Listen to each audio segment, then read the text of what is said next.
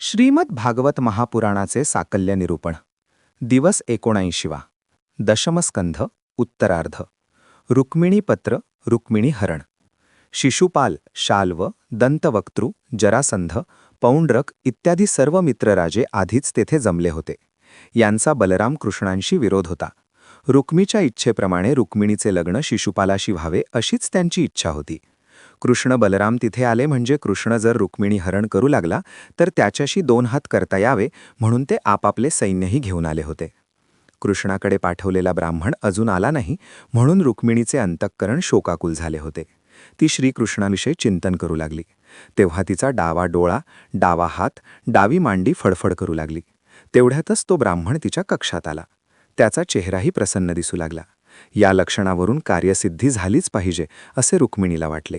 रुक्मिणी लक्ष्मीचाच अवतार असल्यामुळे शकुनशास्त्र तिला अवगत नसेल कसे.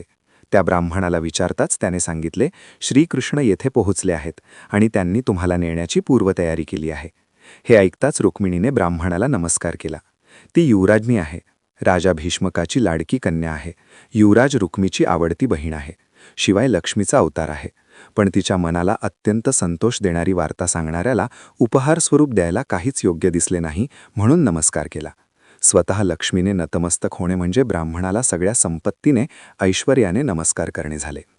श्रीकृष्ण आपल्या इथे विवाह समारंभासाठी आलेले पाहून भीष्मकानेही त्यांचा आदर सत्कार केला. त्यांचे मधुपर्क करून उत्तमोत्तम वस्त्रे देऊन यथोचित पूजा केली. रुक्मिणी आपल्या अंतःपुरातून देवी दर्शनासाठी बाहेर पडली. शस्त्रसज्ज सैनिक तिच्या संरक्षणासाठी सोबत होते. मृदंग, भेरी, तुताऱ्या, ढोल अशा वाद्यांचा गजर चालला होता. अनेक सुवासिनी स्त्रिया मंगल कलश घेऊन, सुगंधी द्रव्ये लावून, गजरे वगैरे लावून सोबत जात होत्या. रुक्मिणी मात्र पायीच चालली होती. मनोमन देवीच्या चरणकमलाचे स्मरण करीत होती. मंदिराजवळ तिने हातपाय धुतले आणि पवित्र अंतःकरणाने देवीच्या पायाजवळ बसली. मनोमन प्रार्थना केली की मला पती म्हणून श्रीकृष्णच प्राप्त होवो असा वर दे. पूजा प्रार्थना करून ती बाहेर पडली. इकडे तिकडे सलज्ज नजरेने ती पाहत होती. गालावर रुळणाऱ्या केसांच्या बटा हळूवार मागे सारीत होती. तेजसपुंज चेहरा आणि सुंदर वस्त्र, दागिने, पुष्पमाला याने सुशोभित ती राजकन्या रुक्मिणी गजगतीने ऐटीत पावले टाकीत जात असताना पाहून तेथील उपस्थित राजे, वीर, सैनिक देहभान हरवून बसले. कित्येक तर घायाळ झाले. अशा स्थितीतच श्रीकृष्णांनी तिला गरुड ध्वजाकिंत अशा आपल्या रथावर बसवले आणि सर्वांसमक्ष तिच्यासह तिथून निघून गेले. शिशुपालादी राजांना हे पाहून अत्यंत राग आला. हा आपल्या अपमान आहे असे त्यांना वाटले व ते ससैन्य कृष्णावर चालून आले. सर्व सैन्याचे पारिपत्य यादव सैन्याने केले. एकटा रुक्मी पुन्हा श्रीकृष्णावर चालून आला. त्याने कृष्णाला हरवून रुक्मिणीला परत आणीन तरच कुंडीनपुरात येईन अशी प्रतिज्ञा केली. त्याचा पराभव झाला. त्याने त्याचा शब्द राखून भोजकट नावाचे नगर वसविले, पण कुंडीनपुरात गेला नाही. इकडे श्रीकृष्ण रुक्मिणीला घेऊन द्वारकेत प्रवेश केला. तिथे येऊन त्यांनी विधिपूर्वक विवाह केला. श्रीकृष्णाबद्दल सर्व प्रजाजनांना प्रेम होते, त्यामुळे नगरात सर्वांनी मोठा उत्सव केला. त्यांना यथावकाश पुत्रप्राप्ती झाली. त्याचे नाव प्रद्युम्न.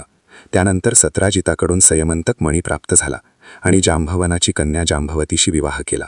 सत्राजिताने आपली कन्या सत्यभामा श्रीकृष्णांना दिली. विवाह केल्यानंतर श्रीकृष्णांनी सत्या, भद्रा, लक्ष्मणा अशा 8 कन्यांशी भगवंताचा विवाह झाला. विवाह म्हणजे प्रेमबंधन आहे. 8 पत्नी म्हणजे अष्टधा प्रकृती आहेत आणि श्रीकृष्ण पुरुषोत्तम आहेत. हा प्रकृती पुरुषाचा प्रपंच आहे. प्रकृतींना स्वाधीन ठेवून कर्म करतो तो पुरुषोत्तम असतो. कोणत्याही प्रकृतीचे प्राबल्य झाले की विकृती होत असते.